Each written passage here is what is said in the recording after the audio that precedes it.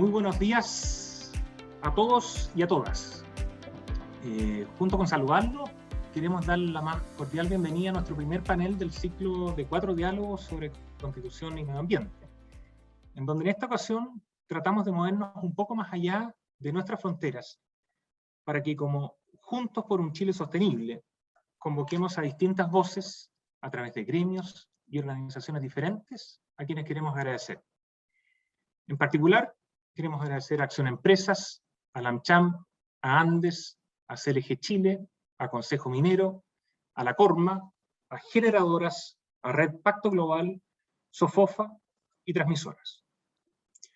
Ahora bien, ¿por qué estamos juntos?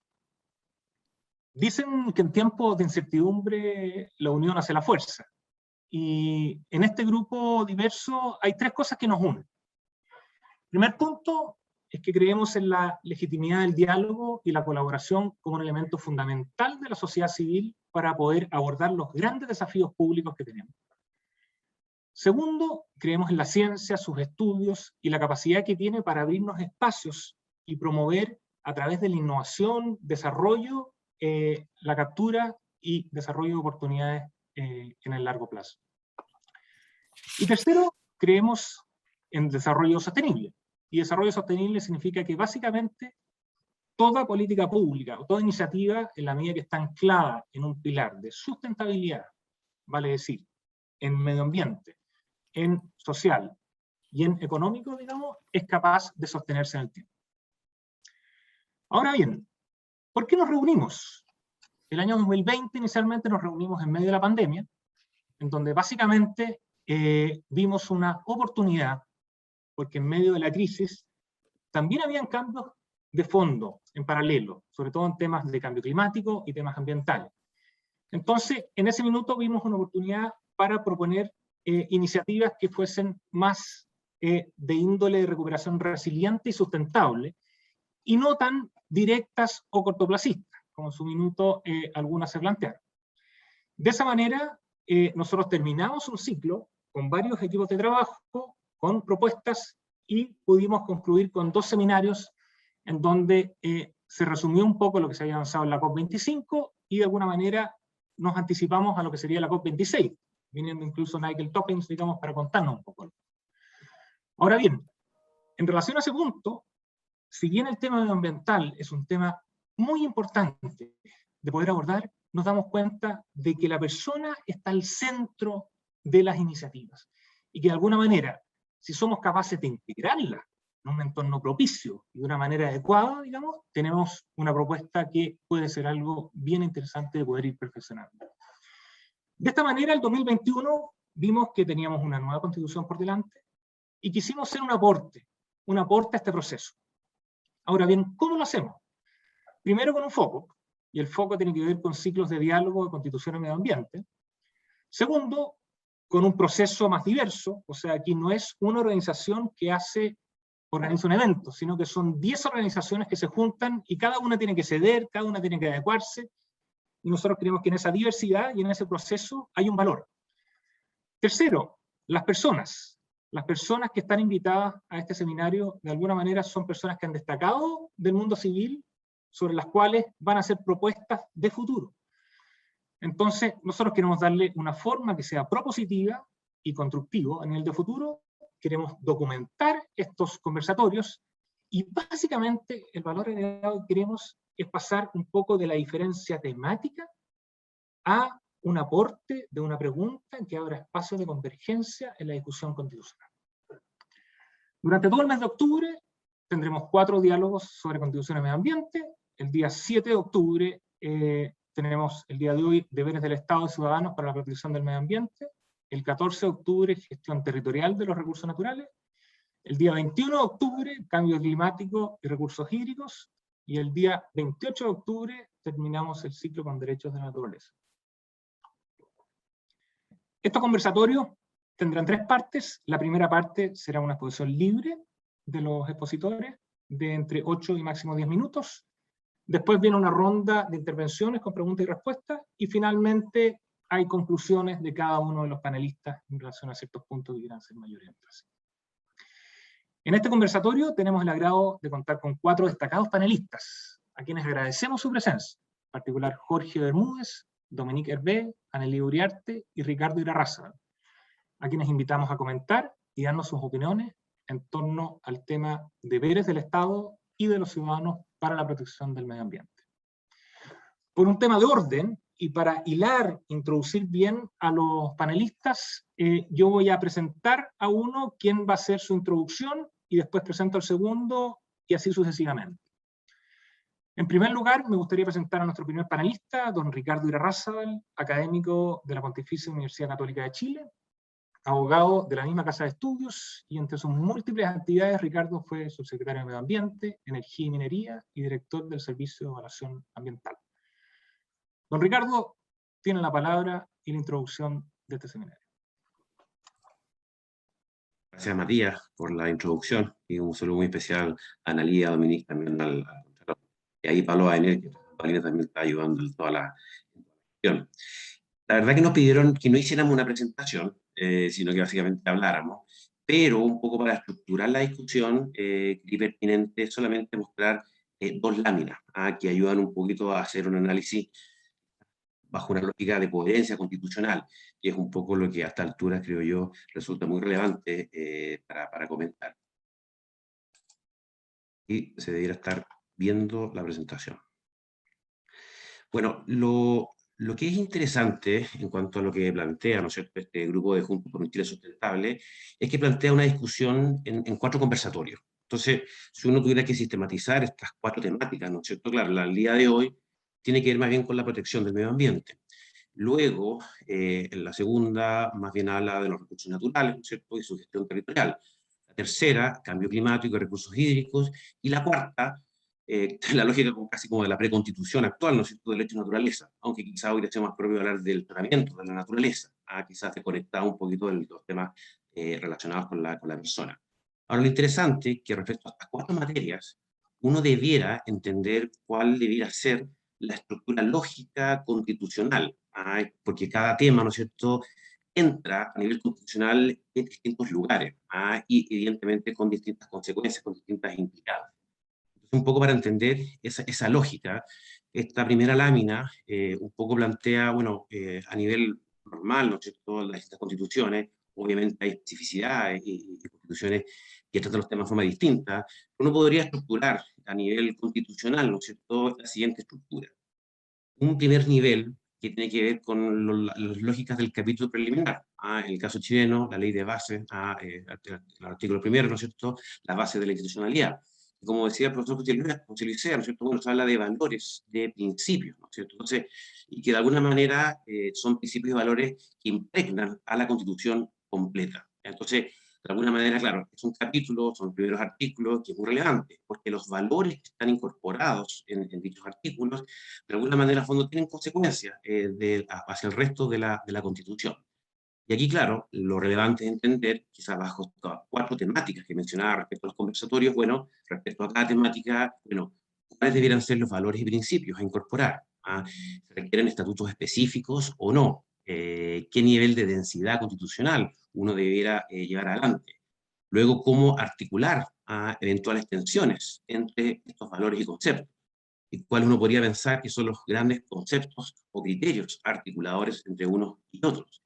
Y luego, y también desde el punto de vista más general, bueno, cuáles son los deberes generales de Estados ciudadanos, ¿no es cierto?, desde un punto de vista general, de los valores constitucionales, no de cada una de las garantías en específico. Y es por eso que luego uno debiera bajar a una suerte de segundo nivel, desde lo más general a lo más particular, en que debiéramos hablar, bueno, de las garantías en específico. Y eso resulta muy evidente, ¿no es cierto?, que claro, las garantías hay que establecerlas. Uno tiene que tomar una decisión, donde uno va incorporando principios. ¿Y a qué se atienen los principios? ¿Cierto? A las garantías en específico o al contexto general constitucional. Y luego, cómo hacemos los desarrollos legales de cada una de estas garantías. Y obviamente, y de las cuestiones de mayor dificultad a nivel de técnica constitucional, ¿no es cierto?, es, bueno, cómo logramos articular las distintas garantías constitucionales, porque cada garantía constitucional evoca un bien jurídico protegido distinto. Y obviamente los temas ambientales resultan muy relevantes, ¿no es cierto? Bueno, cómo se zanjan tensiones entre lo ambiental, especialmente con lo económico, y eventualmente también con lo social.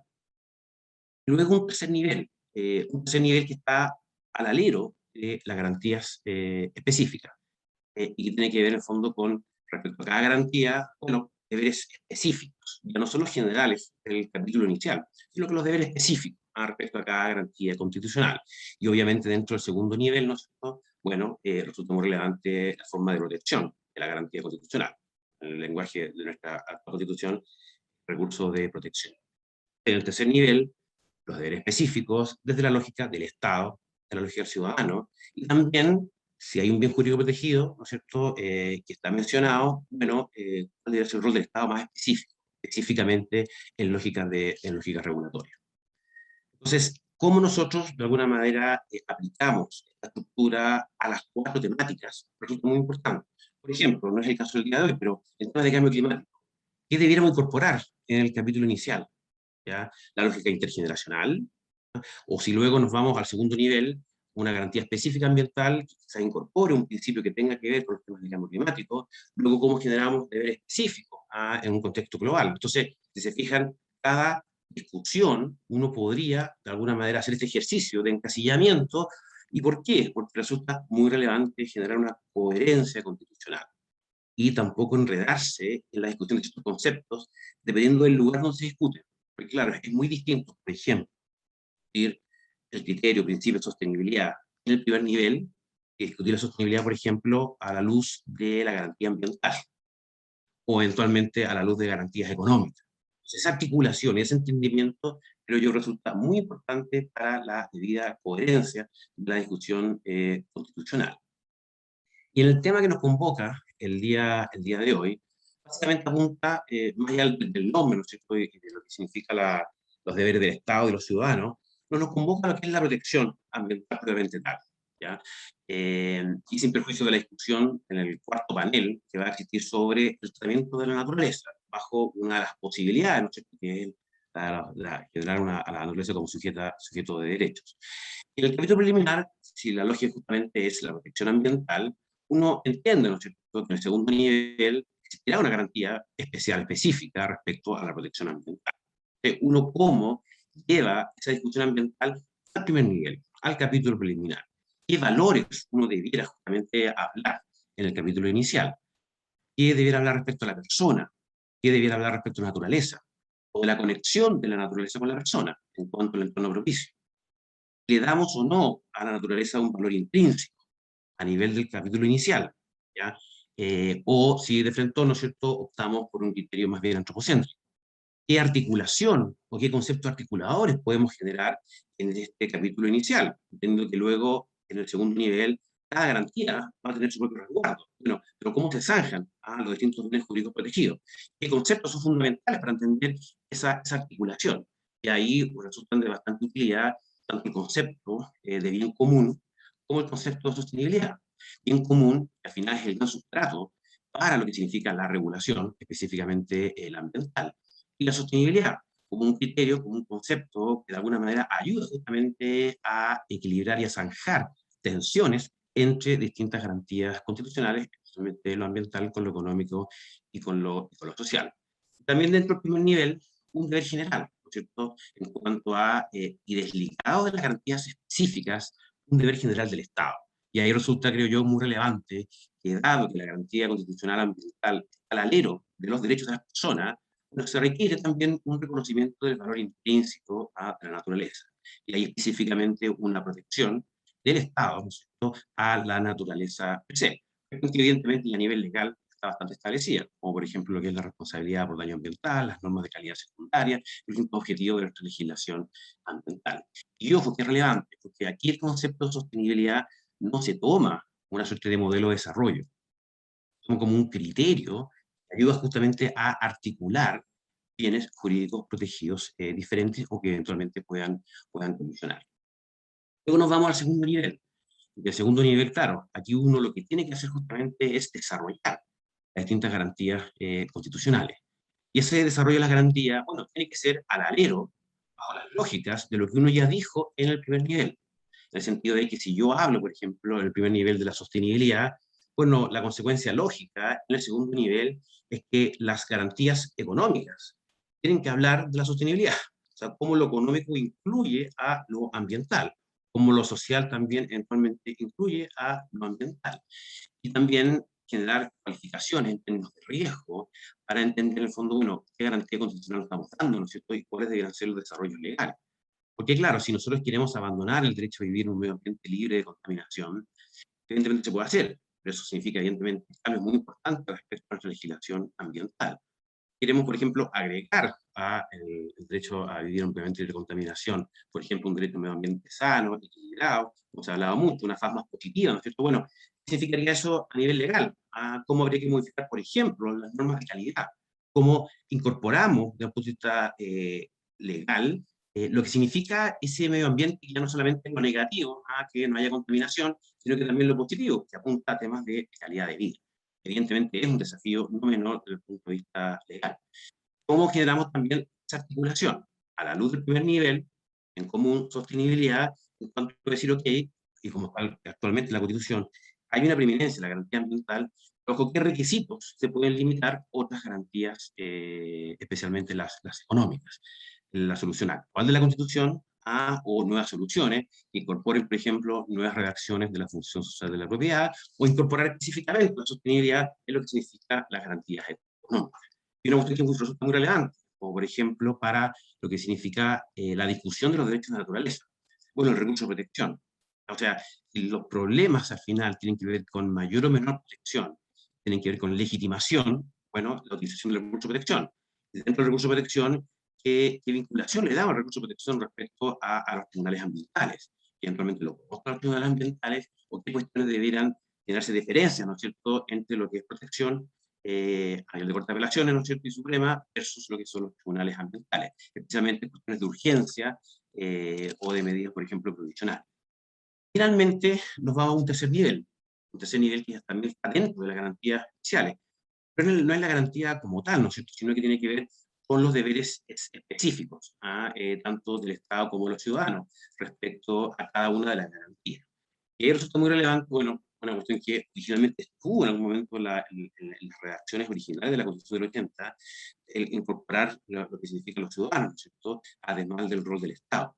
Y respecto a los ciudadanos, también resulta relevante incorporar lo que significa la responsabilidad por daño ambiental, que no está expresamente en la Constitución, en que cada ciudadano, cada persona, ¿no es cierto?, debería hacerse responsable en cuanto al daño ambiental que cause, de acuerdo a los desarrollos legales que se vayan generando. Ya voy terminando, son 10 minutos, y finalmente, en la lógica del deber del Estado, cómo generar una buena articulación respecto a lo que significa la justificación de la regulación. En ese sentido, si yo tengo una garantía ambiental, tengo que desarrollar instrumentos de gestión ambiental e instrumentos de tutela, que justamente apuntan a que esa garantía, bueno, efectivamente se cumpla. Entonces, ¿cuál es el rol regulatorio del Estado al respecto? Si se genera o no una cualificación de riesgo por lo anterior, y de qué manera esa regulación cumple con la lógica de generar o de no se generen estas tensiones entre distintas garantías constitucionales y se dé una certidumbre de cuándo la garantía ambiental puede limitar, ¿no es cierto?, otras garantías constitucionales como el derecho a propiedad o el derecho a la libre iniciativa económica. Son todas cuestiones súper relevantes, pero un poco lo que yo quería plantear, que ojalá en la discusión que nos demos, bueno, en este foro y ojalá en la convención, y lo que significa la coherencia, más que ir acumulando temas, ¿cierto?, uno logra un entendimiento un poco más general en base, ojalá, a estos tres. Muchas gracias, Matías, y muchas gracias a todos por su tiempo. Muchas gracias, Ricardo. Ahora saludamos a continuación a la profesora Dominique Hervé, académica en Derecho Ambiental de la Universidad Diego Portales, doctora en Derecho, autora de un sinnúmero de artículos académicos en la materia, que se desempeñó como fiscal de la Superintendencia de Medio Ambiente. Dominique, te tiene la palabra. Muchas gracias. Muchas gracias, Matías. Muchas gracias a todos los que me invitaron a participar en este diálogo y conversatorio con estos distinguidos panelistas con quien comparto hoy día esta actividad. Me parece muy interesante el título, ¿no?, de este diálogo, deberes del Estado y de los ciudadanos en la protección del medio ambiente. Creo que es muy interesante profundizar en este tema de los deberes, porque generalmente, ¿no es cierto?, y en general en lo que se llama el constitucionalismo ambiental, de alguna manera ha desarrollado bastante lo que son los derechos, ¿no?, en materia ambiental, y en ese sentido la mayor parte de las constituciones tienen y consagran derechos en materia ambiental. Nuestra constitución ya lo hizo en el año 80, podemos decir que la mayoría de las constituciones comparadas consagran de alguna u otra manera, ¿no es cierto?, un derecho al medio ambiente, un derecho a vivir en un medio ambiente sano, adecuado, con distintas fórmulas más o menos limitadas. Incluso, ¿no es cierto?, algunas también consagran lo que son los llamados derechos de la naturaleza, es decir, nuevas titularidades de derechos. Sin embargo, este discurso de los derechos, a mi juicio, no ha logrado generar, sin perjuicio de que ha implicado un avance notable en términos de la protección del medio ambiente, no ha logrado generar una reforma estructural de nuestra sociedad en el sentido de lograr enfrentar el problema y el desafío ambiental que tenemos en la actualidad. Entonces me parece muy interesante ir más allá del discurso de los derechos y entrar con mayor profundidad en lo que son los deberes, ¿ah? Y en ese sentido, esta es una oportunidad, ¿no es cierto?, para ello, para profundizar qué entendemos por los deberes en materia ambiental para los distintos actores que intervienen en este aspecto, el Estado, los ciudadanos y otros actores que pudiesen intervenir, ¿no es cierto?, como tales. La mayoría de las constituciones no es que no digan nada sobre deberes del Estado o deberes en materia de protección del medio ambiente. La mayoría de las constituciones establecen un deber general del Estado de proteger el medio ambiente, de los ciudadanos de hacerse cargo de sus impactos sobre el medio ambiente, lo que en general llamamos la responsabilidad por el daño ambiental. Es decir, hay muchas constituciones que sí mencionan, ¿no es cierto?, y establecen este deber de todos, ¿no es cierto?, de hacerse cargo de los daños que uno genera en el medio ambiente. Pero a mi juicio, nosotros tenemos ahora una oportunidad de ir más allá de este deber general del Estado, ¿no es cierto?, que pocas veces ha tenido una mayor implicancia, ¿no es cierto?, en qué se entiende por el deber del Estado en materia de proteger el medio ambiente, más allá de garantizar este derecho, ¿no es cierto?, a vivir en un medio ambiente sano. Y creo también que como ciudadanos tenemos que ir más allá del deber de simplemente reparar el medio ambiente, reparar los daños que podemos causar al medio ambiente. Y en ese sentido creo que esta oportunidad que tenemos en Chile, ¿no es cierto?, de debatir cuál es el contenido de nuestra nueva constitución en medio ambiente, creo que podemos darnos el tiempo para profundizar cuáles serían esos deberes, ¿no?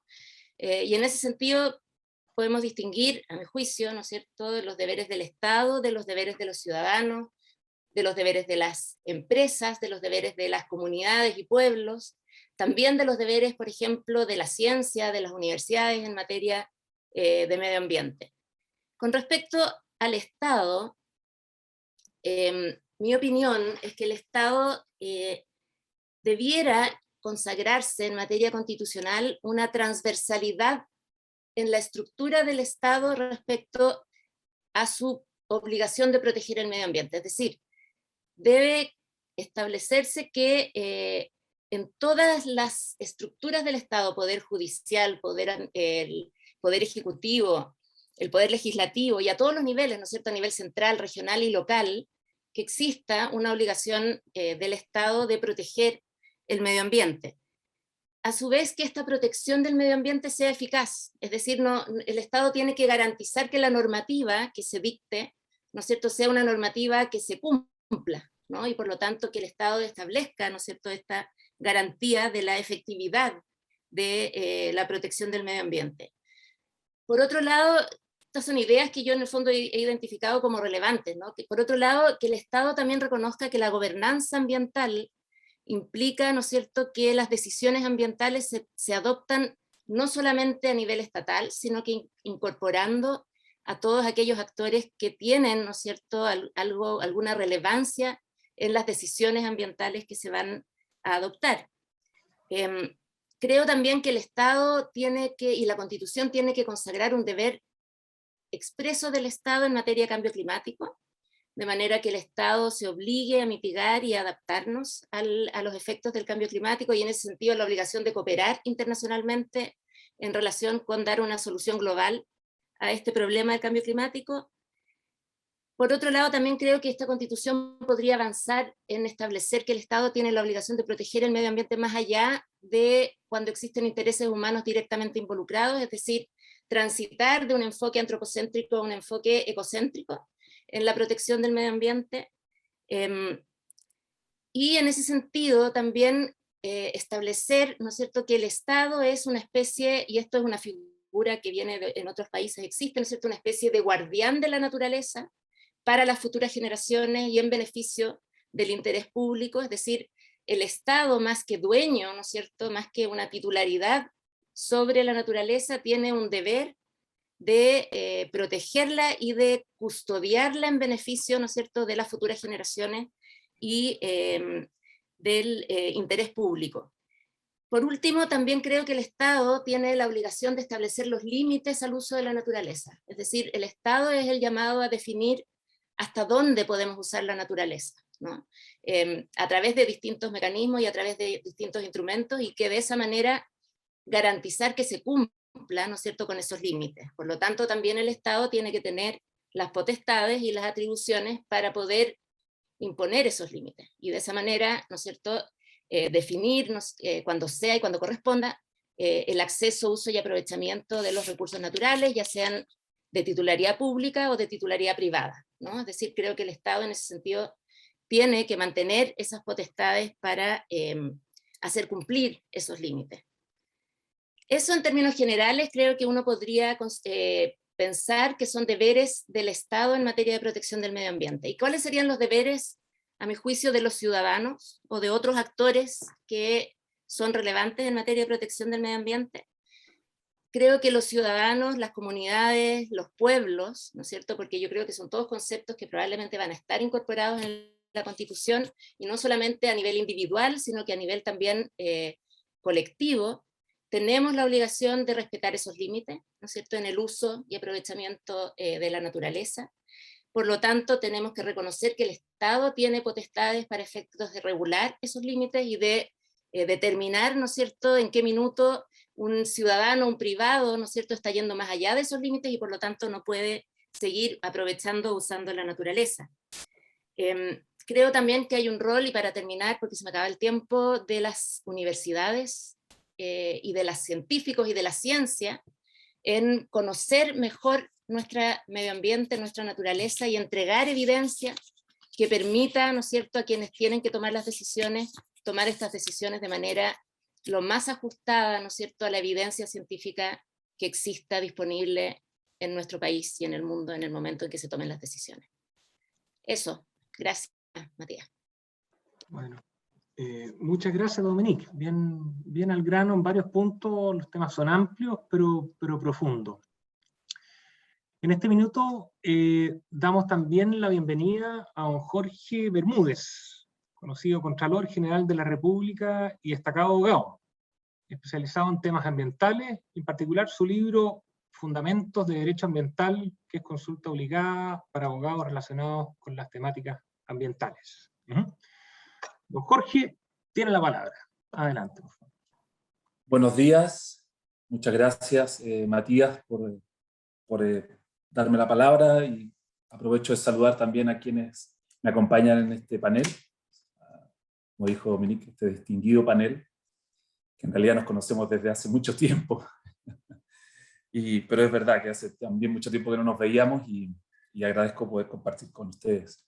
Bueno, yo lo primero que quiero hacer es, como dicen, una especie de disclaimer, ¿no? Porque no soy de las personas que piense que uno puede de alguna manera como desdoblarse del cargo y decir cosas a título personal sin que eso impacte luego en la institución que está representando.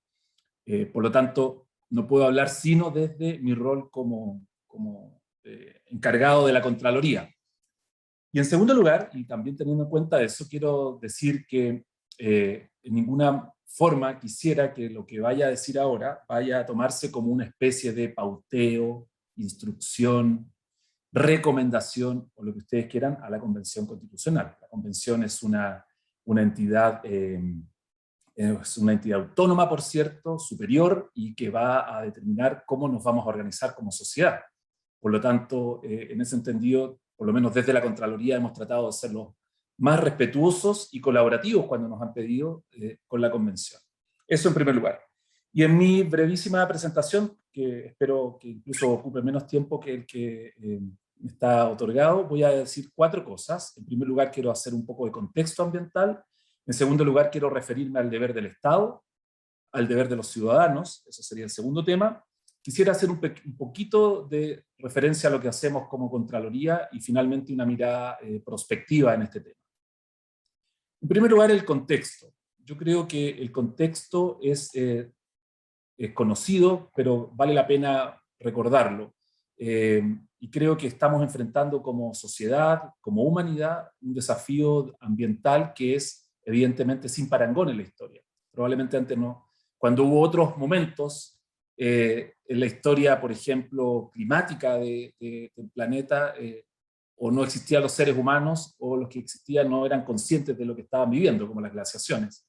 Pero hoy día estamos enfrentando el cambio climático, que probablemente es el mayor desafío que enfrentamos como especie, y ese cambio climático está impactando sobremanera en distintas partes del mundo, de manera desigual también, y uno de los lugares más impactados es nuestro país.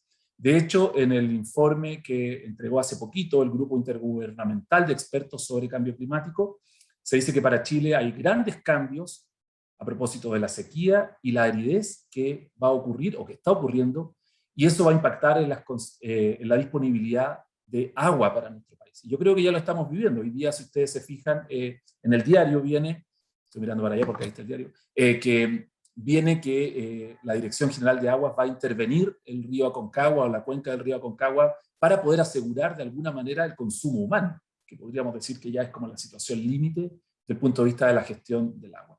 El desarrollo sostenible va a tener que considerar, obviamente, el cambio climático y cómo este está impactando. Nosotros como Contraloría en su momento hicimos una auditoría respecto de los planes de adaptación que lleva adelante tanto el Ministerio de Medio Ambiente como algunos ministerios sectoriales, como el de Agricultura, lo sacamos hace algunos meses, y ese informe da resultados que son, yo definiría como paupérrimos, desde el punto de vista de lo que hemos hecho como Estado. Por lo tanto, el contexto es malo, es una situación mala desde el punto de vista ambiental, impactado sobremanera por el cambio climático, y echo de menos en la discusión no especializada, me refiero, no en la que tenemos acá en este foro, sino que la discusión sobre todo de cara a las elecciones que vienen, que se discutan con mayor profundidad estos temas. Hace un par de semanas fueron las elecciones generales en Alemania, por ejemplo, y si bien Alemania es uno de los países que va a ser menos impactado por el cambio climático, por lo menos van a tener agua, el centro del debate de todos los partidos era el cambio climático. Y eso me parece a mí que da muestras de hacia dónde está mirando el mundo hacia el futuro. En segundo lugar, quisiera referirme al marco institucional y a los deberes que tenemos, que es el tema que orienta este foro. En primer lugar, respecto de los deberes del Estado. Aquí quisiera recordar algo, que es la evaluación de desempeño ambiental que hizo la OCDE del año 2016, y ahí esa evaluación yo la reduzco a una frase que se usa en ese informe que dice: hay que aplicar más rigurosamente la normativa ambiental, que coincide en realidad con la evaluación que se hizo en su momento, cuando que fue el informe previo a la denominada nueva institucionalidad ambiental. Como ustedes saben, hoy día tenemos un Ministerio del Medio Ambiente, una superintendencia, un servicio de evaluación ambiental y los tribunales medioambientales. Y ahí jugó un rol clave, y quiero destacarlo, quien acompaña hoy día este panel, que es Analía Uriarte, que en ese momento era la ministra del Medio Ambiente, para poder avanzar sobre todo en esa nueva institucionalidad. Y eso hay que recordarlo, hace ya un poquito más de una década. Pero desgraciadamente, el compromiso que se suscribió allí en ese protocolo que permitió destrabar la negociación legislativa, señalaba que tenía que también crearse un servicio de biodiversidad y áreas protegidas. Y ese servicio de biodiversidad y áreas silvestres protegidas, o con el nombre que hoy día tenga a propósito de la tramitación, desgraciadamente no ha visto la luz. Y eso yo creo que es parte de un deber pendiente del Estado en materia de protección ambiental. Pero el deber no es solo del Estado, obviamente, sino que el deber también, como dice el panel, es de la ciudadanía. Yo creo, eso sí, que cuando uno dice ciudadanía, tiene que hacer, como dicen ahora, un doble clic en eso. Porque por un lado yo distinguiría, por un lado, los ciudadanos propiamente tales, es decir, las personas naturales, y por otro lado, los sujetos privados que intervienen en el medio ambiente, que básicamente son las empresas. Desde el punto de vista de los ciudadanos, dentro de la encuesta nacional ambiental que sale en marzo de este año, dice que el 64% de esta ciudadanía piensa que la situación ambiental del país está estancada. Y en realidad coincide mucho con lo que nosotros hemos detectado en las auditorías que hemos hecho como Contraloría. Y el tema que más preocupa es la contaminación del aire y la gestión de la basura, claro, lo que afecta más directamente. Y esto yo lo relaciono con algo, y está dicho en ese libro que citó Matías, que es una expresión que a mí me gusta decirla, que es la desaprensión ambiental. Si bien parece que estuviéramos muy conscientes de la protección del medio ambiente como ciudadanos, en realidad no sabemos cómo funciona el medio ambiente. Damos por hecho que hay ciertas cosas que, y sobre todo ciertos servicios que nos va a prestar el medio ambiente, que en realidad no son tan así. Como por ejemplo que abramos la llave del agua y salga agua que es potable. Y eso en realidad, en más de un tercio del mundo, no es algo que sea tan claro. En realidad, en la mayor parte del mundo no existe agua potable que salga de las llaves, ¿no? Entonces, eso es porque hay una desconexión de nosotros como sociedad respecto de los servicios que presta el medio ambiente. Y en segundo lugar, desde el punto de vista de las empresas, y yo creo que ahí hay un solo mensaje que uno quisiera dejar en claro, que es que las empresas tienen una responsabilidad también con el medio ambiente, tienen un deber de protección ambiental y que se reduce a algo que todos conocemos que es el enfoque sostenible que debería tener la producción. Del punto de vista del rol de la Contraloría, como ustedes se podrán imaginar, y dado mi historia, obviamente que yo quise darle un giro también medioambiental al trabajo que realiza esta institución.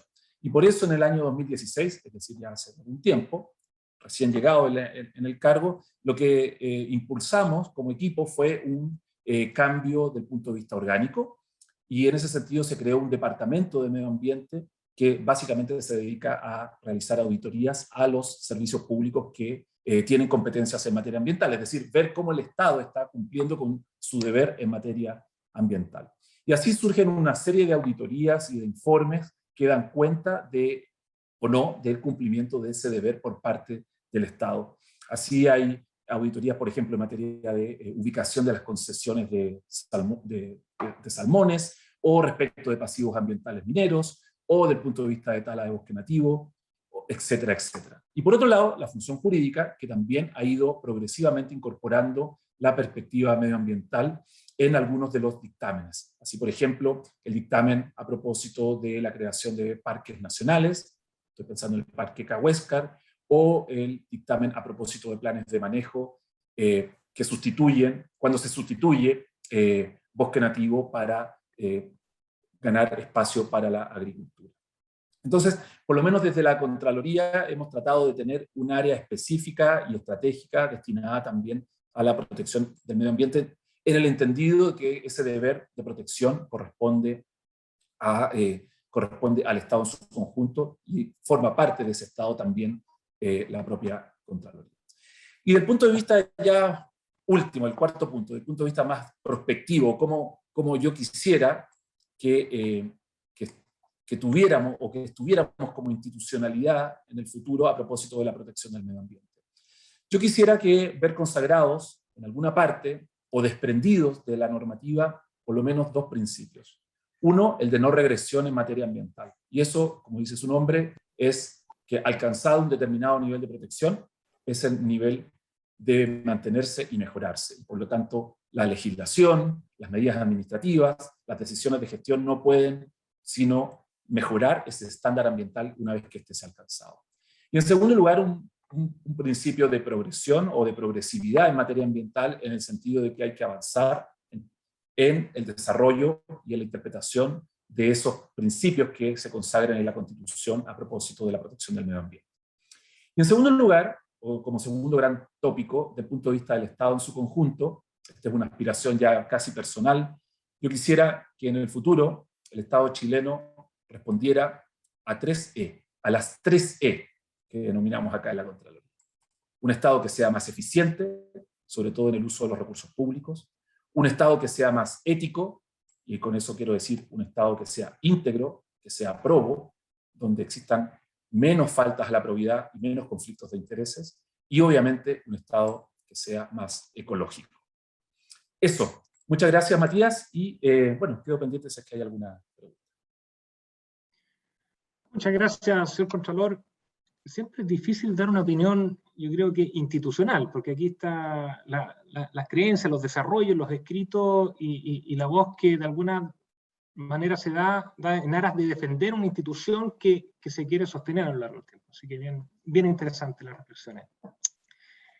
Ahora, y finalmente, saludamos a nuestra cuarta panelista, Analía Uriarte. Ella es académica de la Universidad de Chile en el Centro de Derecho Ambiental y anteriormente se desempeñó como ministra presidenta de la Comisión Nacional del Medio Ambiente. Analía, adelante por favor con su presentación.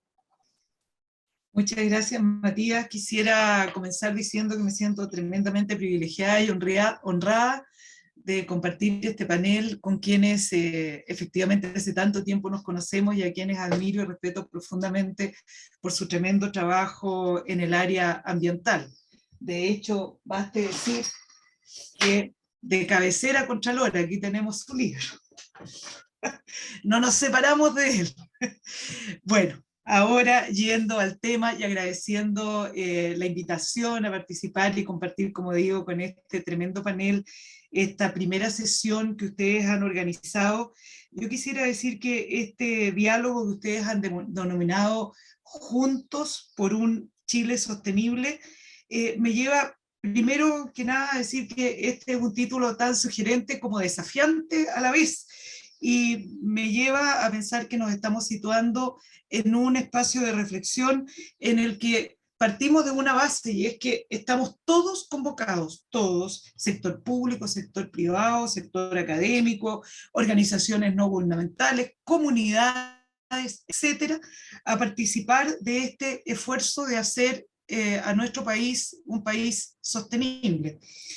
Y eso significa pensar en qué significa o cómo visualizamos entonces este Chile sostenible. Y a mí me parece que hay dos puntos de partida que yo no soslayo jamás cuando inicio una reflexión sobre el tema ambiental. Y es el primero, ¿qué entendemos que es el medio ambiente? Porque estamos hablando de la Constitución y el medio ambiente, la discusión ambiental constitucional, etcétera. Pero bueno, entonces, ¿estamos de acuerdo en lo que es medio ambiente? Y en segundo lugar, ¿cuál es el punto de partida que tenemos para hacer este análisis? ¿Cuál es nuestra situación actual respecto del estado del medio ambiente? Y respecto de los dos puntos, quisiera decir que pienso que camino con ventaja al hacer esta reflexión. Primero, porque nuestra Ley General de Base de Medio Ambiente ya en el año 1994 definió lo que deberíamos entender legalmente por medio ambiente, y hasta ahora he estado en muchos debates, en muchos foros, he leído muchos artículos, no he encontrado afortunadamente una crítica a esa definición que comparto desde luego. Y es que debemos entender por medio ambiente, o entendemos por medio ambiente, a un primero sistema global, un sistema. No son elementos aislados, son distintos componentes que conforman un sistema y que además, dice nuestra definición, están interrelacionados. Y ahí ya hay dos claves muy importantes para hacer los análisis de partida. Siguiendo con que los elementos que están dentro de este sistema son elementos naturales, lo que es fácil de entender, pero también elementos socioculturales. Y esto también me parece importante destacarlo, porque son elementos naturales y elementos artificiales creados por los seres humanos, y sus, tanto en el orden físico, químico, biológico, y los elementos socioculturales y sus interacciones. Entonces, cuando nosotros entendemos que el medio ambiente es esto, y que además dice nuestra definición, que insisto, comparto, que este sistema global y cómo opere, cómo funcione, va a determinar la existencia, la vida, y va a condicionar la vida, no solo nuestra, de todas las especies, pero también la nuestra. Me parece que entramos en un terreno que nos hace abrir la comprensión respecto de que cuando hablamos de medio ambiente, hablamos de un tema trascendente para nuestra vida personal, en comunidad, y la vida en este planeta y en nuestro país. Entonces, creo que el que no exista discusión respecto de este concepto de medio ambiente es tan importante como trascendente puede ser el que elimina un espacio de controversia. Y es que cuando, por ejemplo, hoy día en la gestión ambiental, al analizar un proyecto de inversión en el sistema de evaluación de impacto ambiental, analizamos cómo impacta ese proyecto en el sistema de costumbres o de vida, o si implica un resentamiento de comunidades humanas, nadie diga, ¿y por qué estamos analizando esto? Porque damos por sentado que eso es lo que nos hemos dado como país, como comprensión de medio ambiente. No solo el análisis de elementos naturales, sino también esta interacción con los elementos socioculturales, lo cual desde luego contempla el patrimonio cultural, el patrimonio histórico, arqueológico, etc.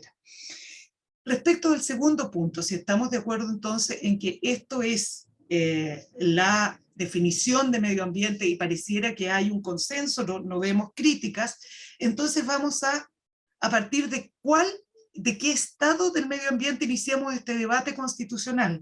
Y acá también corro con ventaja al decir que la ley ha impuesto la obligación al Ministerio del Medio Ambiente de entregar año a año un informe del estado del medio ambiente, y cada 4 años además ese informe debe incorporar el estado no solamente nacional y regional, sino también de las comunas, de las 346 comunas.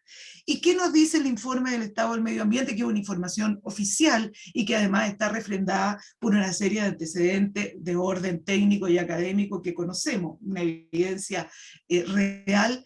Tenemos índices e indicadores realmente de deterioro ambiental preocupantes, que hacen plena sintonía con lo que han señalado quienes me han anticipado en el uso de la palabra, particularmente el señor Contralor.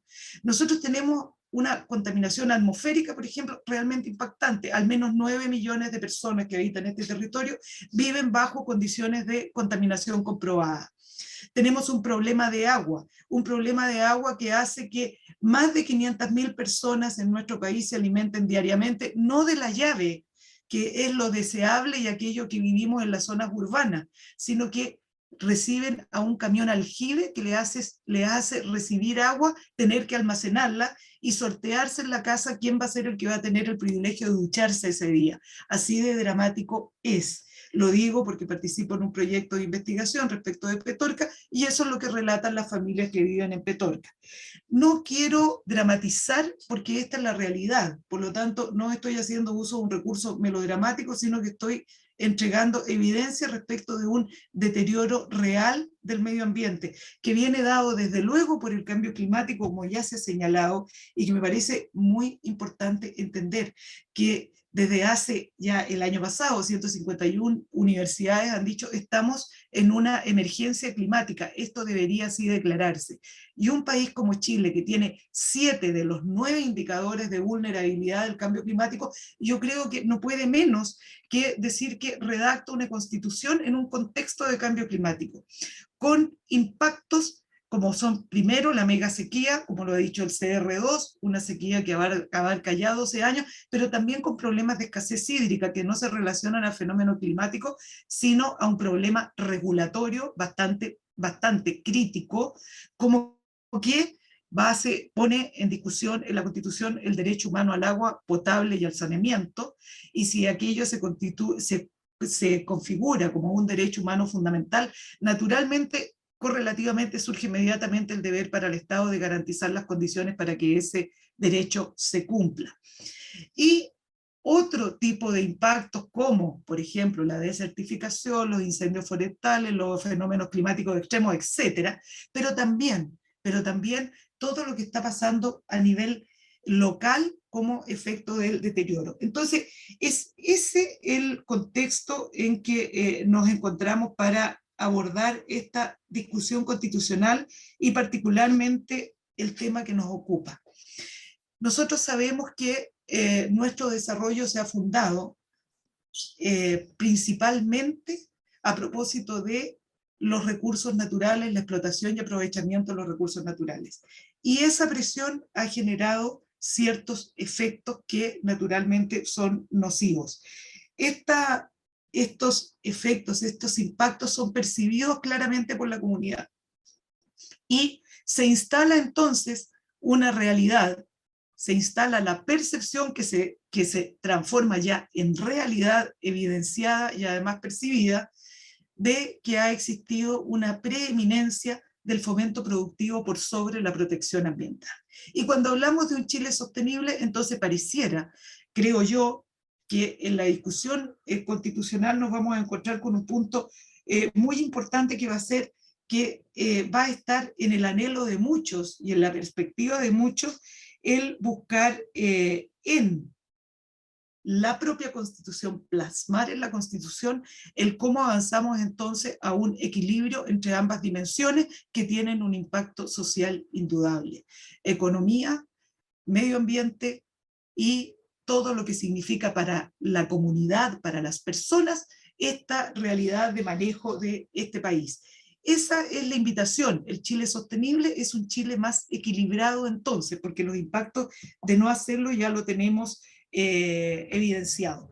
Hoy día alguien podría decir, bueno, pero hoy día en nuestra Constitución está consagrado, artículo 19, número 8, inciso segundo, el deber de tutela estatal del medio ambiente, para preservar la naturaleza.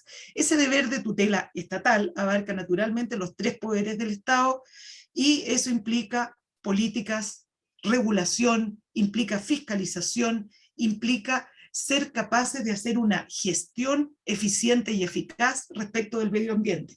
Sin embargo, ese mandato constitucional del cual han dado muestra y existen distintas fórmulas en que podríamos probar que el Estado ha hecho algunas acciones tendientes a cumplir con aquel mandato, tanto en el orden judicial, tanto en el orden legislativo, como en el de la administración, ha sido insuficiente. ¿Por qué está siendo insuficiente ese mandato? Está siendo 46, me quedan 2 minutos según mi cálculo de ojo del INSEE a mi reloj, porque vi a Matías inquieto, pero voy a terminar. Me parece que ha sido insuficiente porque no se inserta en una constitución como la que necesitamos hoy día, que se haga cargo de estos desafíos que han venido señalando quienes me han antecedido en la palabra, desde el cambio climático, las políticas de adaptación, cómo vamos a hacer a este país un país resiliente, cómo vamos a incorporar los principios de manera que orienten una gestión. Me encantaron las 3E del Contralor, ética, lo anoté, ética, eficiencia y además en un país ecológicamente prioritario en el sentido de lograr equilibrar esta balanza, y a esa tarea está convocado, como suscribo plenamente lo que ha dicho el Contralor, no están convocadas solamente los ciudadanos, están convocadas las personas naturales o jurídicas y que tengan, como dijo Dominique, incidencia y relevancia en esta tarea, tanto desde un deber activo como es proteger y preservar, como desde una actitud pasiva en el abstenerse de ejecutar acciones lesivas al medio ambiente. Y termino con esto. Nuestro recurso de protección, que busca proteger garantías fundamentales hoy día respecto del derecho a vivir en un medio ambiente libre de contaminación, que tiene una interpretación más amplia que la sola lectura literal, dice que el recurso de protección se puede interponer en contra de personas particulares siempre que sean identificadas, pero eso alcanza solo la garantía de el vivir en un medio ambiente libre de contaminación, que pese a esa lectura más amplia que tiene, no ha terminado de transitar hacia un equilibrio entre el antropocentrismo, es decir, la mirada centrada en la persona humana, y el biocentrismo, la mirada centrada en el funcionamiento de los ecosistemas en una forma más integral, que es hacia donde yo creo que deberá encaminarse esta Constitución. Con aquello termino. Muchas gracias. Disculpen si me pasé 1 minuto. Muchas gracias, Analía. Yo los quiero felicitar a los 4 porque íbamos a terminar esta serie a las 11 y son las 11 en punto. Así que vamos muy bien. Habiendo concluido la primera etapa, vamos a avanzar hacia una segunda fase de preguntas, en las cuales me gustaría preguntarle primero a Dominique Hervé. De las preguntas que han salido, Martín Esser pregunta: me gustó su postura de la importancia de los deberes. siguiendo una lógica jurídica, ¿dónde los derechos y deberes, vale decir obligaciones, son caras de la misma moneda? ¿Usted plantea que hay una equivalencia entre derechos y obligaciones? Pregunta abierta. Gracias por la pregunta. A ver, yo creo que yo me referí en particular a los deberes, porque ese era el tema que nos convocaba hoy, ¿no? Y me parece en particular que es importante transitar desde un discurso de derechos a un discurso de deberes en materia ambiental. Y creo que, ¿por qué? Porque en el fondo el discurso de los derechos ha sido mucho más fuerte en términos ambientales, ¿no es cierto?, de garantizar derechos, lo que ha permitido, a mi juicio, la evolución de la legislación y de la institucionalidad hasta, ¿no es cierto?, lograr una mayor protección del medio ambiente, al menos desde una perspectiva jurídica institucional. Pero, como decía yo, creo que ese discurso también ha quedado un poco corto, porque en la práctica no ha permitido, ¿no es cierto?, lograr los objetivos que debemos lograr si es que queremos realmente, ¿no es cierto?, hacernos cargo de lo que está pasando actualmente en materia ambiental en el planeta. Entonces, creo que es importante resaltar los deberes que tenemos todos, el Estado, los ciudadanos, como decían, las empresas, ¿no es cierto?, los distintos actores que intervienen. Ahora, si cada deber tiene como correlación un derecho, la verdad que no sé si es tan relevante llegar a esa definición. Me parece más relevante entender cuáles son esos deberes, porque, como yo les decía, en la práctica existe en todas las constituciones un deber del Estado de proteger el medio ambiente, un deber de los ciudadanos de reparar el daño ambiental.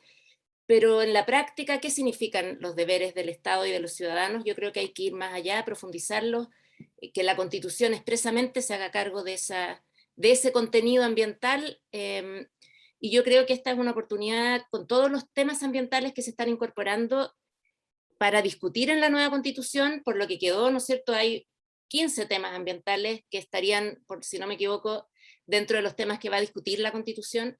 Creo que en ese ámbito, ¿no es cierto?, es importante profundizar no solo cuáles son los derechos, sino también cuáles son los deberes que existen para los distintos actores. Muchas gracias, Dominique. Ahora bien, para el Contralor, don Jorge Bermúdez, usted mencionó las 3C, que en forma importante, digamos, simplifican mucha gestión. En paralelo, también hay una agenda, que es la Agenda 2030 de las Naciones Unidas.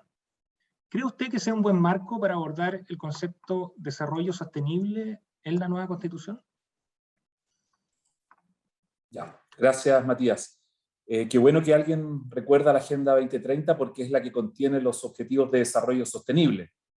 Y desde la Contraloría, nosotros, todo el trabajo que realizamos, debo contarles eso sí, todo el trabajo en materia de control, no solo el medioambiental, lo tratamos de vincular a esa agenda. De hecho, si ustedes ven las auditorías, van a ver que el primer párrafo de la auditoría dice, esta auditoría se hace en el marco de los Objetivos de Desarrollo Sostenible, por ejemplo, el objetivo tanto respecto de, por ejemplo, instituciones más justas, porque ahí está la meta del punto de vista de combatir la corrupción. Y entonces así sucesivamente nosotros hemos alineado el trabajo de la Contraloría desde el punto de vista de la aplicación de los Objetivos de Desarrollo Sostenible.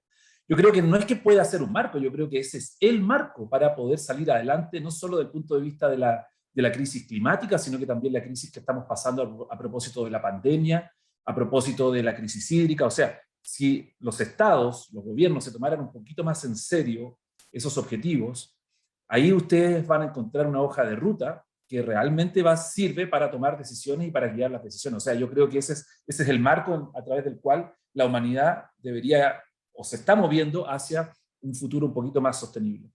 Y quisiera decir algo, 30 segundos respecto de los deberes, y también lo que estaba diciendo Dominique. Probablemente una mirada de deberes en materia ambiental va a dar más resultado que una mirada de derechos, por lo menos desde el punto de vista teórico.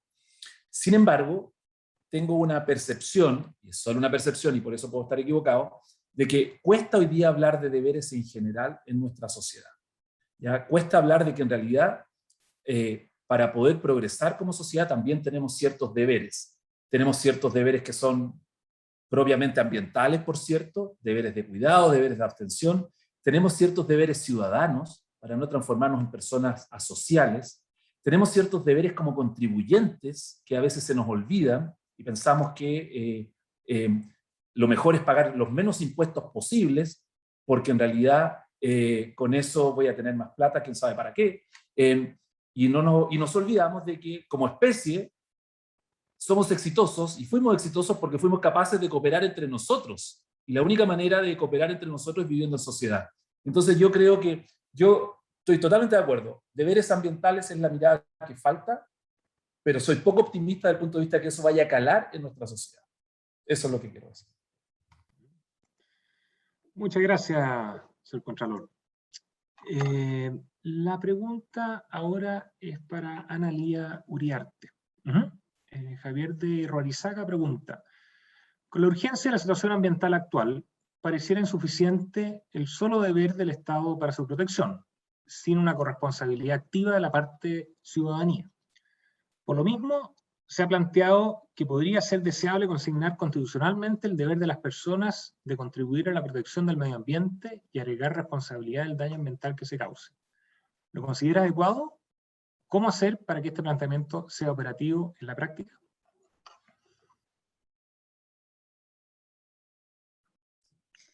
Muchas gracias, Matías. Quisiera señalar que a mí me parece fundamental el consignar en la Constitución la correlación entre derechos y deberes. Por supuesto, excluyo de aquello a la naturaleza, porque siempre en el debate de los derechos a la naturaleza dice cuáles van a ser los deberes de la naturaleza. Me salto eso porque ya cambiaron los paradigmas en el derecho, y no solo la correlación derecho-deberes hace sujeto de derechos a entes o entidades, pero me quiero referir a esa correlación necesaria que debe existir para nosotros, para la especie humana, en relación a pretender tener una calidad de vida adecuada, en condiciones dignas para poder desarrollarnos plenamente, con la obligación también de contribuir a que esa condición exista a propósito del cuidado de los ecosistemas. Me parece que es fundamental porque, primero, de lo que estamos hablando, y repito algo que ya puede constituir casi un cliché, pero no debemos olvidar que es el objetivo, estamos construyendo una constitución que sea en definitiva el acuerdo social mayoritario y generalmente aceptado, con una base de legitimidad respecto de cómo vamos a enfrentar la vida en este territorio que es nuestro país. Si eso es así, es importante que aquello que compartimos, como por ejemplo el deber que tenemos todos, personas naturales y personas jurídicas, en orden a contribuir a ese cuidado medioambiental, esté plasmado en ese acuerdo. De manera que cada vez que se vaya a asumir una decisión macro, mediana o micro, en un nivel general o en un nivel particular, ese deber, esa obligación respecto de la cual hemos concluido que hay un acuerdo, esté presente. El impacto o el efecto educativo, pedagógico, de concientización social que constituye el que un deber determinado, en este caso respecto de la protección del medio ambiente, esté consignado en la Constitución, me parece de la mayor importancia, tanto como me parece que la educación ambiental sigue siendo la clave para tener un mundo mejor, un país mejor, una vida mejor. En consecuencia, le asigno esa primera importancia, pero superada esa primera y gran importancia, la principal para mí, viene un segundo orden, y es que se derivan a partir de este nivel máximo de regulación que es la Constitución constitucional, una serie de deberes en el orden legal, y nos permiten en consecuencia sostener fundadamente que toda nuestra regulación infraconstitucional debe estar impregnada y cruzada por este verdadero principio que constituye el de la responsabilidad institucional, global, grupal, individual, colectiva, como la quieran poner, respecto de la protección del medio ambiente. Por eso me parece que es un punto esencial. Y esto lo contienen muchas constituciones, la constitución francesa, la constitución colombiana, la constitución uruguaya, y respecto de esto les quiero decir que dos cosas. Primero, me parece notable que ha hecho el trabajo que ha hecho la Biblioteca del Congreso Nacional, porque tiene un comparador de constituciones, que es posible consultar respecto a distintos tópicos, pero en este como en muchos otros. Lo segundo, quisiera, y ahora aprovecho de pasar un aviso comercial, el tema ambiental no ha comenzado su discusión para plasmarse en el texto constitucional en la Convención Constitucional. Sin embargo, a propósito de la discusión del reglamento, ya se ha abordado el tema ambiental en una forma bastante profunda. Los invito a revisarlos en el Observatorio Ambiental Constitucional, que es un proyecto del Centro de Derecho Ambiental, está alojado en la página web, lo pueden ustedes consultar, y van a poder ver cómo el tema de los derechos de la naturaleza, el cambio climático, la protección ambiental en sus diversas formas, las inequidades ambientales, las zonas de sacrificio están presentes, porque este es el escenario en el cual se está desarrollando esta discusión y no podemos apartarnos de ella. Es importante, desde luego, los derechos adquiridos, es importante el derecho de propiedad. Quiero despejar que nadie quiere conculcar los derechos de propiedad o acabar con el derecho de propiedad como tal. ¿Cómo vamos a hacer eso si ese es un pilar del ordenamiento jurídico internacional y moderno, que nace a propósito de la confiscación que se hizo de los bienes a los judíos en el Holocausto por ser tales? En consecuencia, ese derecho está a salvo. Lo que sí es que naturalmente hay que dar una mirada respecto de la función social de la propiedad y cómo la función ecológica debe entenderse como una parte inherente de esa función social. Y eso determina, por ejemplo, que no hay que confundir la seguridad jurídica en tiempos como los que vivimos, de un cambio tan dramático en lo ambiental, que significa, por ejemplo, que se nos secó el río Copiapó y se nos pueden secar otros ríos, con medidas de intervención para hacer más equitativo el uso y goce de bienes que son comunes, que son bienes de uso público. Y eso son parte de los temas que están y estarán presentes en la Constitución. Perdón, la página web del Observatorio Constitucional es www.constitucionambientaluchile.cl. Están todos invitados a visitarla. Muchas gracias por el aviso, Annalisa. Por el gentil auspicio también. Bueno, siguiendo en la línea, nos queda Ricardo Irarrázaval. Alejandro Canut le pregunta, bueno, si bien no es parte de este conversatorio, pero ¿estima necesario reconocer o declarar los derechos de la naturaleza? Y de ser positiva la respuesta o negativa, ¿por qué? Le agradezco la pregunta, Alejandro. Hay que pensar, en primer lugar, por qué se quiere tener derechos de la naturaleza. Y uno, si lee un poco en general la literatura al respecto, las declaraciones políticas, básicamente uno puede apuntar o a mejorar la protección ambiental, o desde el punto de vista jurisprudencial y análisis comparado, ¿no es cierto?, el argumento de los derechos de la naturaleza surgió a propósito de demandas y legitimación activa, en cuanto a que, claro, si yo no tengo derecho a demandar, utilizo, y dado que yo podría representar, por ejemplo, ONG a la naturaleza, ¿no es cierto?, lo que son los derechos de la naturaleza. Y también uno podría decir que en la discusión subyace esta lógica media disyuntiva entre el antropocentrismo y el ecocentrismo. Cuando la verdad que, como lo comenté en un seminario de días atrás, ¿no es cierto?, y lo dijo el mismo Alfredo Zweig, es una discusión que ya está un poco superada. ¿En qué sentido? En el sentido de que si nosotros hablamos de la importancia del medio ambiente de la persona, bueno, eso es el entorno propicio, y eso efectivamente hay que defenderlo. Pero también tenemos que hablar del valor intrínseco de la naturaleza. Entonces, efectivamente, claro, uno puede decir que cómo vamos incorporando el valor intrínseco de la naturaleza, y eso por ahí creo que lo dijo Analía, ¿no es cierto?, es ir trasladándonos, ¿no es cierto?, hacia una visión más ecocéntrica, porque quizá un poco el énfasis está muy dado justamente en la parte humana. Entonces, bajo esas coordenadas, uno piensa, bueno, ¿qué es lo que se necesita realmente? ¿No es cierto? ¿Realmente son derechos de la naturaleza? Pues mejorar la protección ambiental, generar una legitimación, por ejemplo, en temas de recursos de protección distinta, o generar a nivel legal especialmente, o quizá a nivel constitucional, una protección específica del Estado respecto a la naturaleza per se, ¿no es cierto? Bueno, desarrollos que apoyen esta discusión. Y mencionaba, por ejemplo, en mi presentación, el tema de la responsabilidad por daño ambiental, las normas de calidad secundaria, etcétera, etcétera. Entonces, ¿y cuál es el contrapunto? sabe que no, quizás todo eso lo podemos lograr a través de establecer derechos de la naturaleza. ¿Ya? La verdad que solamente una constitución a nivel mundial lo ha establecido, que es la de Ecuador. Sin perjuicio que en Bolivia existe una ley específica legal, a nivel legal, que establece un catálogo de derechos de la naturaleza.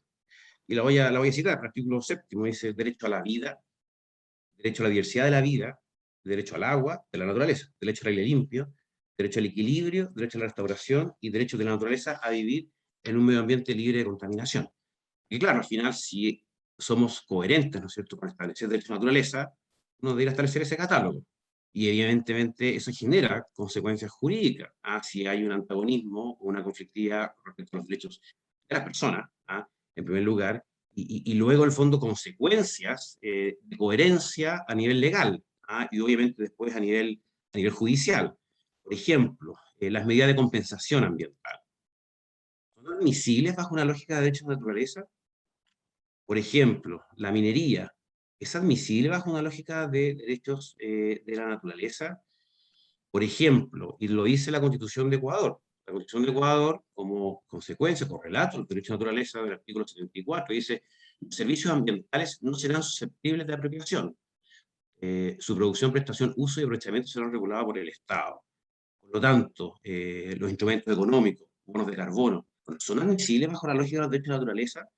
Son cuestionamientos que yo creo que son bien válidos, pero que de alguna manera yo a lo que me quiero apuntar es al revés, en el fondo. No queremos constituciones programáticas, queremos constituciones efectivas, y eso tiene que ver con el valor intrínseco de la naturaleza, con recursos, con mecanismos, con instrumentos de gestión ambiental que apunten al valor intrínseco de la naturaleza. Muchas gracias, Ricardo. Yo les pido disculpas a todas aquellas personas que plantearon sus preguntas, pero finalmente hubo que seleccionar una por expositor, así que nos quedamos así con todas las otras preguntas, digamos, como desafíos para poder ir fluyendo. Ahora nos acercamos a la parte final del conversatorio, en donde me gustaría darle un tiempo de unos 2-3 minutos, digamos, a cada expositor para poder resumir ciertos elementos que ellos crean importante poder transmitir en esta instancia final. Quiero partir primero con las palabras de don Jorge Bermúdez. Gracias, Matías. Muchas gracias por dejarme hablar. Además, primero pido disculpas a mis colegas de panel, porque además tengo en un ratito más otra actividad. Mira, quisiera decir lo siguiente. Nosotros esta semana, digo como Contraloría cuando digo nosotros, lanzamos una estrategia que se denomina Estrategia Nacional Anticorrupción de la Contraloría. Es una estrategia única que se hizo de acuerdo a una metodología internacional, donde participaron más de 23.000 personas, sobre todo de la sociedad civil. Hay de todo tipo de recomendaciones que se agrupan en 3 pilares: de buena administración, de cuidado de recursos públicos y de integridad o probidad y democracia. Y una de esas recomendaciones dice relación directa con la protección del medio ambiente. ¿En qué sentido? En realidad hay cosas bastante específicas desde el punto de vista de lo que debería hacer el Estado desde el punto de vista de sus deberes para la protección del medio ambiente. Hay cosas que se proponen por la ciudadanía y que fueron recogidas en esa estrategia, en la propuesta 17, por si quieren verla, está en la página web de la Contraloría, en que recomienda, por ejemplo, a la gente que ojalá que la Superintendencia del Medio Ambiente actúe de acuerdo a un principio de oportunidad y que fundamente cuándo va a aplicarlo. O que en materia ambiental los proyectos medioambientales puedan expresar quién es el beneficiario final de ese proyecto. O también que las personas que participan de la evaluación ambiental de un proyecto deban realizar una declaración de intereses y patrimonio reforzada si es que no la están realizando. ¿Qué quiero decir con esto? Que desde el punto de vista de la protección del medio ambiente existe una vinculación directa entre la ética pública y la protección ambiental, de la cual la ciudadanía está muy al tanto. Esas 23.000 personas que participaron en encuestas, foros y en distintos tipos de metodologías participativas dan cuenta de que el tema ambiental es importante, pero además que hay una vinculación directa entre protección del medio ambiente e integridad pública. Eso, gracias. Muchas gracias, señor Contralor. A continuación, me gustaría escuchar las palabras de cierre de Dominique Hervé. Adelante, Dominique. Gracias, Matías. Qué interesante lo que dijo el Contralor con respecto a la vinculación, ¿no es cierto?, entre la protección del medio ambiente y la integridad pública. Quizás me gustaría cerrar diciendo que creo que estamos en un escenario que nunca probablemente nos imaginamos en términos de la oportunidad que tenemos para lograr un cambio en términos ambientales. Creo que como país, en ese sentido, tenemos una gran oportunidad, creo que hay conciencia también de la oportunidad que tenemos. Entonces, solo creo que podemos simplemente todos tratar de aportar para que aprovechemos esa oportunidad, ¿no? Y en ese sentido creo que todos los que estamos acá queremos aportar en ese proceso, los que están atendiendo este conversatorio también. Entonces, me parece que podemos estar contentos de que existe la voluntad, ¿no es cierto?, de la mayoría, porque ese proceso sea exitoso y porque generemos un cambio importante en términos de la protección del medio ambiente en Chile.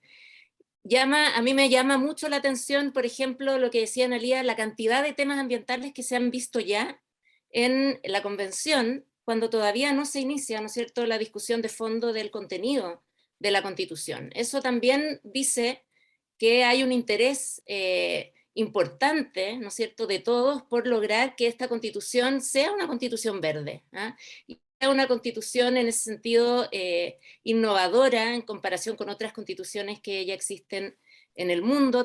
Estamos quizás en el momento más crítico ambiental como para redactar una nueva Constitución.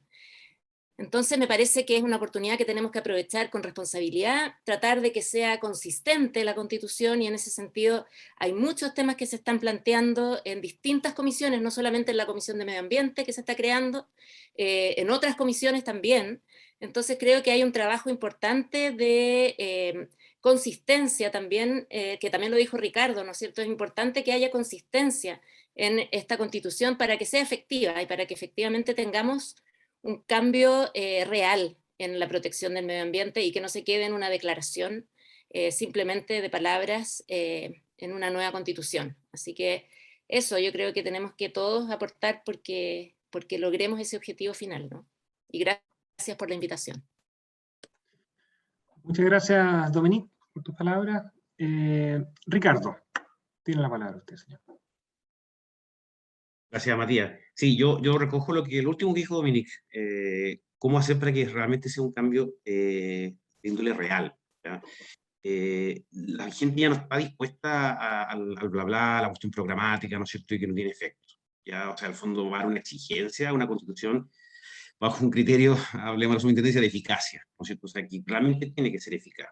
Pero para eso, creo yo, es súper relevante volver a plantear, algo lo dijo Dominique, la lógica de la coherencia.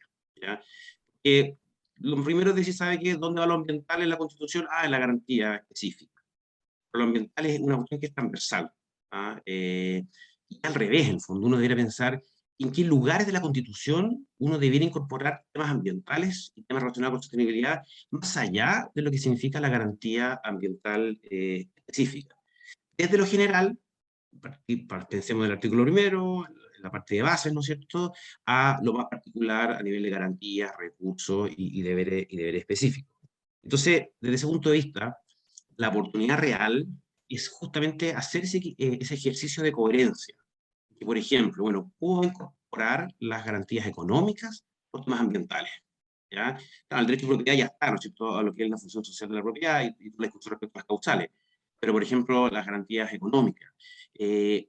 Siempre, por ejemplo, en la Constitución de los 80 se habló, ¿no es cierto?, de una lógica un poco de lo que es la Constitución económica. Bueno, ¿no será también la oportunidad de pensar en una Constitución que establezca un real y verdadero estatuto de los recursos naturales? Porque más que una Constitución verde, yo lo que aspiro en el fondo es que sea una Constitución equilibrada entre las distintas garantías constitucionales, pero es una visión para lado y lado.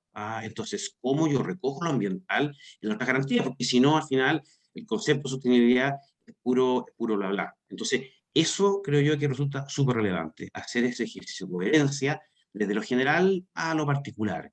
Y ojalá en un marco que también podríamos decir a un tema tan relevante como en nuestro país, que son los recursos naturales, también podamos establecer un estatuto de los recursos naturales para el país que incorpore la parte general, la parte específica, el derecho de propiedad, la minería, etcétera, etcétera. Yo creo que son cuestiones relevantes y que debieran darse en este marco como de coherencia que planteé en la presentación.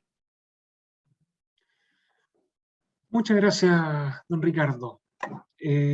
Analía, palabras de cierre. Sí, quisiera señalar que desde mi punto de vista,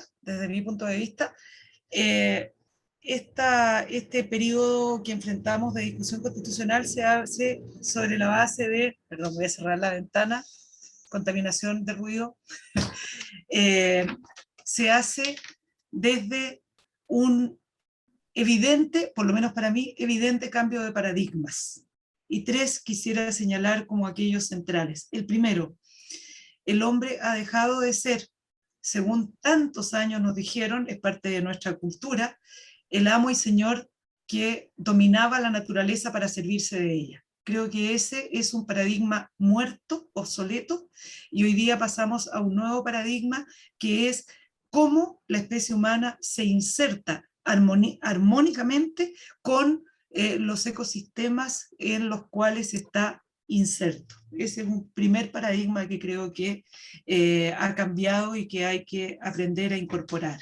El segundo, creo que se transita desde, como lo dije en mis palabras anteriores, desde un predominio muy fuerte del fomento productivo respecto de la protección ambiental a un paradigma de equilibrio entre fomento productivo y protección ambiental, con lo cual obtenemos desde luego el beneficio social a propósito de lo que entendemos como desarrollo sustentable. Y un tercer paradigma es que creo que hace mucho rato pasamos como país, como sociedad, a la expectativa de poder cubrir lo indispensable para pasar a cubrir aquello que es necesario para la vida digna de quienes habitan en nuestro país, en nuestro territorio.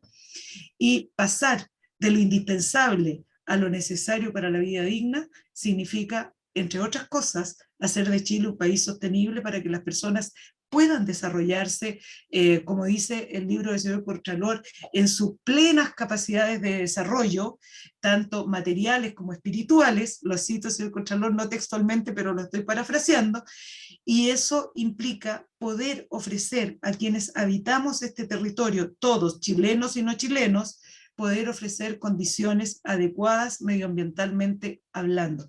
Y eso se llama dignidad. Y yo creo que ahí hay un paradigma muy importante que hay que incorporar. Y junto con ello, lo último que digo es que personalmente no creo en las constituciones que parecen enciclopedias, porque esa no la conoce nadie, salvo los que la escribieron, y no es la idea.